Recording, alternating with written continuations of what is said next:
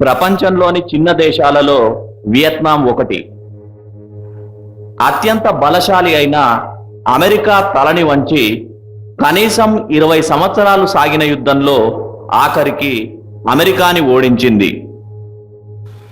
America మీద విజయం తర్వాత వియత్నాం అధ్యక్షుడైన హోచిమిన్ను అమెరికాని మీరు ఎలా ఓడించారని ఒక విలేకరి ప్రశ్నించగా దానికి సమాధానంగా హోచిమిన్ అన్ని దేశాల్లోకెల్లా శక్తిశాలి అయిన అమెరికాని ఓడించడానికి నేను మహామహుడు శ్రేష్టమైన దేశభక్తి గల భారతీయ రాజు చరిత్రను చదివాను. అతని జీవనం నుండి ప్రేరణ పొంది యుద్ధ నీతి ఇతరత్ర ప్రయోగాలతో మేము యుద్ధంలో గెలిచాము. అతడే రాజస్థాన్లోని మేవాడ్ మహారాజు రాణా ప్రతాప్ సింగ్ అని కళ్ళల్లో వీరత్వం ఉట్టిపడగా చెప్పాడు. అబ్రహాం లింకన్ భారత పర్యటన నిమిత్తం భారత్కి వచ్చేది ఉండే. అప్పుడు లింకన్ తన తల్లితో భారత్ నుండి ఏమి తీసుకొని రావాలి అని అడిగాడట. దానికి అతని తల్లి రాజస్థాన్లోని మేవాడ్ నుండి పిడికెడు మట్టిని తీసుకొని రా, అక్కడి రాజు ఎంత విశ్వాసపాత్రుడుగా ఉండేవాడు అంటే సగం భారత్ను ఇస్తా అని ప్రలోభ పెట్టినా తన రాజ్య సుఖశాంతి ప్రయోజనాలనే కోరుకొని తన మాతృభూమినే కోరుకున్నాడు అని చెప్పిందట. కానీ కొన్ని కారణాల రీత్యా అతని పర్యటన రద్దయింది. ఈ విషయాలన్నీ బుక్ ఆఫ్ ప్రెసిడెంట్ యుఎస్ఏలో చదవచ్చు. మహారాణా ప్రతాప్ 1540 మే 9న రాజస్థాన్లో జన్మించాడు. 1572 నుండి 1597 వరకు మేవాడ్ను పరిపాలించాడు. 1597 జనవరి 19న 56 ఏళ్ల వయసులో మరణించాడు. అతడిది సిసోడియా వంశం. తండ్రి రాణా ఉదయ్ సింగ్, తల్లి మహారాణి జైవంతాబాయి. రాణా ప్రతాప్కి 11 మంది భార్యలు, మొత్తం 17 మంది కొడుకులు, 5 కూతుళ్ళు ఉండేవారు. పెద్దవాడు అమర్ సింగ్. రాణా ప్రతాప్ మేవాడ్ రాజైన ఉదయ్ సింగునికి ఉన్న 23 మంది కుమారులలో పెద్దవాడు. ఉదయసింహుడు చిత్తోడ్గఢ్ రాజుగా ఉన్నప్పుడు స్వతంత్ర రాజ్యమైన చిత్తోడ్గఢ్ మీద 1568లో అక్బర్ యుద్ధం ప్రకటించాడు. ఉదయసింహుడు ఆరావలి కొండల్లోకి తప్పుకొని అక్కడ ఉదయ్పూర్ అనే నగరాన్ని నిర్మించుకున్నాడు. చిత్తోడ్, మేవాడ్ అక్బర్ వశమైనాయి. ఆ తరువాత 4 సంవత్సరాలకు ఉదయసింహుడు మరణిస్తూ సాంప్రదాయానికి విరుద్ధంగా పెద్ద కుమారుడు, మహావీరుడు, సద్గుణ సంపన్నుడు, ప్రజలకు మంత్రులకు ప్రియుడు అయిన రాణా ప్రతాప్ సింగ్ను కాదని తన చిన్నరాణి కొడుకు దుర్మార్గుడు, ఎందులోనూ రాణా ప్రతాప్కు సరిపోలని జగమల్లును తన తర్వాత రాజుగా ప్రకటించాడు. మంత్రులు, ప్రజలు దీనిని అంగీకరింపక రాణా ప్రతాప్ను బలవంతం చేస్తే అతను రాజ్యాన్ని స్వీకరించాడు. జగమల్లు, రాణా ప్రతాప్ స్వంత తమ్ముడైన శక్తిసింహుడు అసూయతో రగిలిపోయి అక్బర్ పక్షాన చేరారు.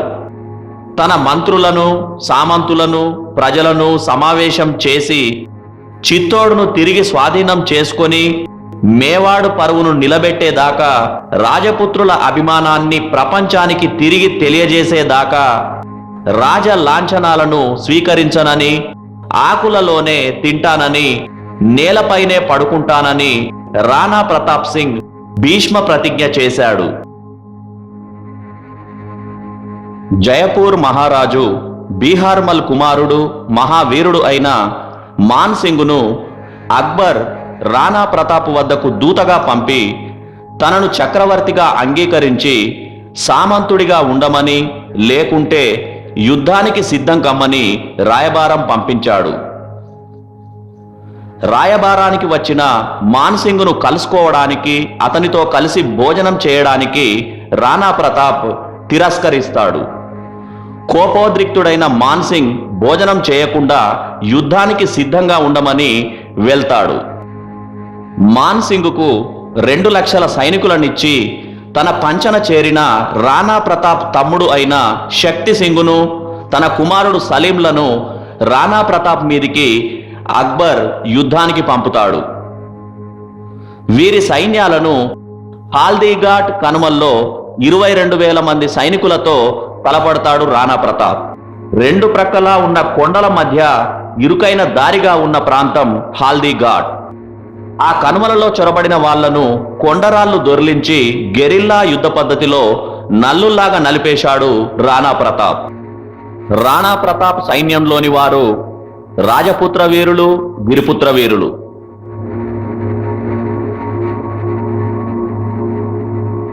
అక్బర్ పక్షాన 2 లక్షల అపార సైన్యం.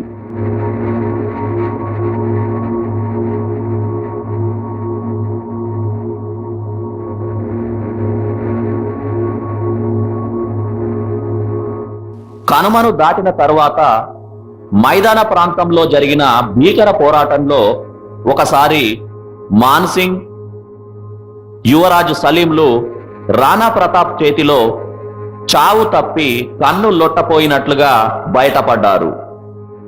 తానొక్కడే వందలాది మొఘల్ సైనికులను సంవరించిన రాణా ప్రతాప్ ఒక సందర్భంలో చక్రబంధంలో ఇరుక్కుపోయి 4 ప్రక్కల తనను కమ్మిన సైనికులతో పోరాడుతూ నిలువెల్లా గాయాలతో రక్తమొడుతుంటే అతని ధ్వజాన్ని గుర్తుపట్టి మాన్సింగ్, సలీం మొఘల్ సైనికులు అతడినే లక్ష్యంగా మోహరిస్తూ ఉంటారు.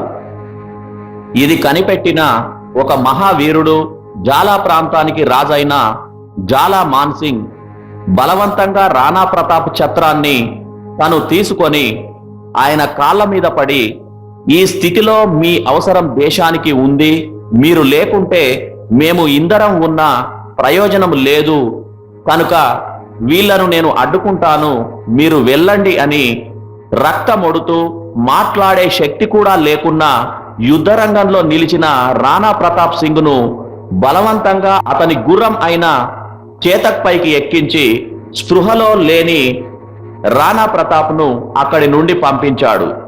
ధ్వజాన్ని బట్టి, కిరీటాన్ని బట్టి అతనే రాణా ప్రతాప్ అని అక్కడికి మోహరించిన మాన్సింగ్, సలీం ఇతర మొఘల్ సైనికులతో ఒంటరిగా పోరాడుతూ ఎందరినో సంవరించి చివరికి తను బలిదానం చేశాడు ఈ జాలా మాన్సింగ్. స్పృహ లేని రాణా ప్రతాప్ను అతని ప్రియమైన గుర్రం చేతక్, అది కూడా ప్రాణాంతకమైన గాయాలతో ఉండి తీసుకెళ్తుంటే 2 మొఘల్ సర్దారులు దూరం నుండి గమనించి వెంటపడ్డారు. అప్పటి వరకు మొఘల్ సైనికులతో కలిసిపోయి తన అన్నకు వ్యతిరేకంగా యుద్ధం చేస్తున్న శక్తి సింగ్ ఇది గమనించి పోరాడే స్థితిలో లేని తన అన్నను వెనక నుండి సంవరించడానికి ప్రయత్నిస్తున్న ఆ సర్దారులిద్దరినీ తను సంవరించాడు. చేతకు పడుతూ లేస్తూ పరుగులు తీస్తూనే ఉంది. వెనక నుండి శక్తి సింహుడు పెద్దగా పిలుస్తూ వస్తుంటే స్పృహలోకి వచ్చిన రాణా ప్రతాప్ తన తమ్ముడి గొంతు గుర్తుపట్టి గుర్రం దిగి కత్తి పట్టుకున్నాడు. దగ్గరకు వచ్చిన శక్తి సింగ్ అన్న పాదాల మీద పడి తన తప్పును మన్నించమని వేడుకున్నాడు. తమ్ముడిని కౌగిలించుకున్న రాణా ప్రతాప్ అతన్ని క్షమించి మరలా తన గుర్రాన్ని ఎక్కాడు. స్పృహ కోల్పోయాడు. అంతవరకు ప్రాణాలకు తెగించి తన యజమాని ప్రాణాలను కాపాడడానికి ప్రయత్నించిన ఆ గుర్రం చేతక్ అడ్డుగా వచ్చిన శత్రువుల దెబ్బలకు గాయపడుతూ దౌడు తీస్తూ మార్గంలో అడ్డుగా వచ్చిన ఒక పెద్ద కాలువ యువతలి గట్టు మీద నుండి అవతలి గట్టుకు ఎగిరి దూకి అక్కడితో తన శక్తిని పూర్తిగా కోల్పోయి అక్కడే మరణించింది. మహారాణా ప్రతాప్ 2 ఖడ్గాలు ఒక్కోటి 25 కిలోల బరువు, 80 కిలోల బరువున్న ఈటె మరియు 76 కిలోల బరువైన కవచాన్ని ధరించేవాడు. వీటి మొత్తం బరువు 206 కిలోలు. రాణా ప్రతాప్ 7.5 అడుగుల పొడవు, 110 కిలోల బరువు ఉండేవాడు. ఇంత బరువును మోస్తూ అతని గుర్రం చేతక్ 26 అడుగుల కందకాన్ని దూకి చనిపోతుంది.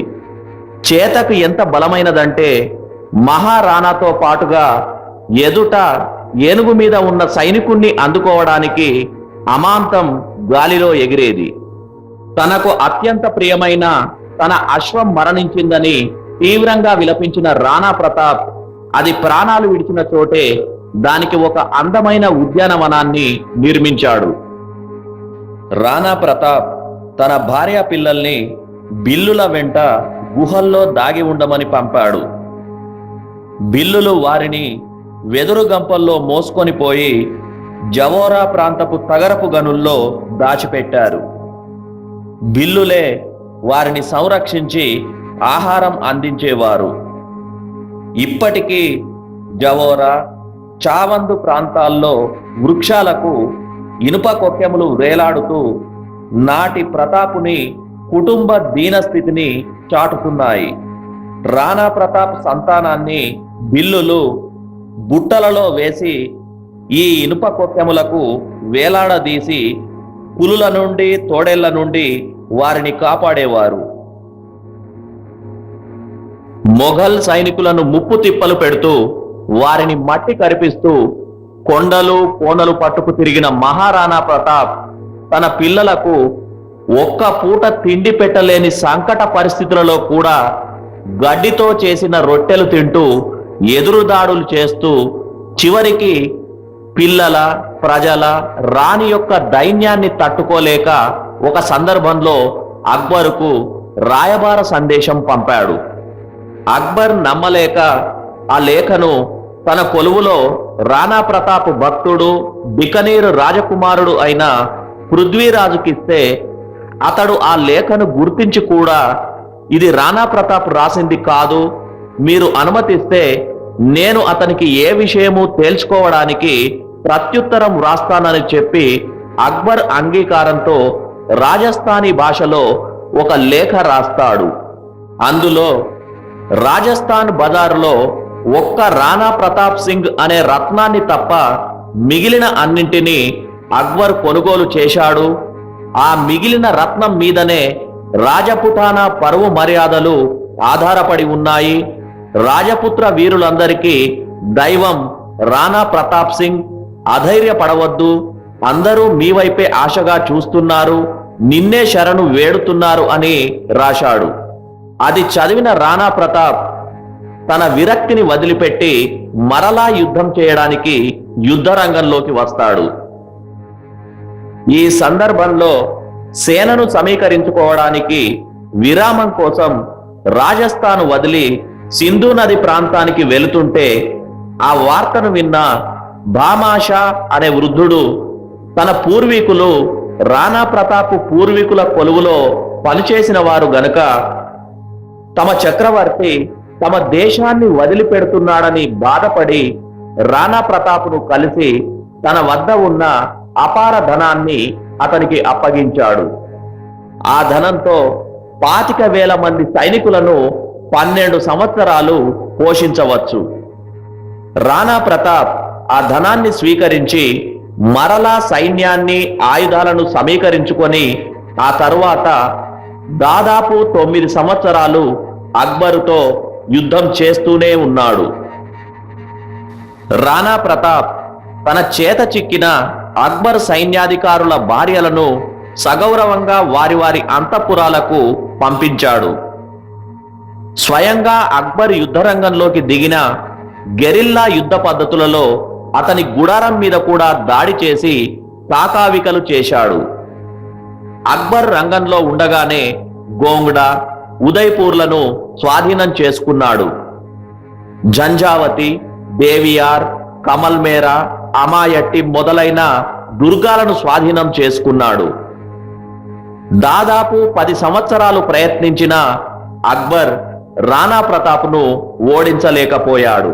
అలాగే రాణా ప్రతాప్ కూడా తన స్వప్నమైన మేవాడును చిత్తోడ్గఢ్ను వశపరుచుకోలేకపోయాడు. 56 సంవత్సరాల వయసులో విల్లును పరీక్షిస్తూ అది విరిగి తొడలో గుచ్చుకొని ఆ తరువాత జ్వరంతో బాధపడుతూ 1597లో రాణా ప్రతాప్ మరణిస్తాడు. తను మరణించే నాటికి మేవాడు రాజ్యంలోని 3 దుర్గాలు తప్ప మిగిలిన అన్నింటినీ తన స్వాధీనంలోకి తెచ్చుకోగలిగాడు రాణా ప్రతాప్. భారత వీరుల ప్రసక్తి వచ్చిన ప్రతి చోట వినబడే పేరు రాణా ప్రతాప్ సింగ్. జీవితాంతం తన మాతృభూమిని రక్షించడానికి యుద్ధం సలిపిన ఓటమి నెరగని వీరసింహం రాణా ప్రతాప్ సింగ్.